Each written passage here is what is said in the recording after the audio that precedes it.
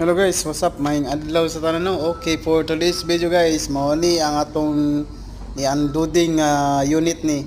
Mao ni atong for assemble para ang iyang bucket guys no. Ang iyang bucket o ang iyang arm. So mao ni atong isang adlaw nga naabot sa to. So duha na siya ka, mao ni ang 920E, ang isa color red to, mao to ang kuan na to. 922E crawler excavator nga 1 cubic meter bucket capacity. So sa mga nangita din ha og color nga red, so natay bag-ong available nga color ana nga pula. Pugi kay siya sa tinuod lang no. Sa katong nangita din ha, PM lang mo Madam Sir kay natay bag-ong unit nga color red or pula.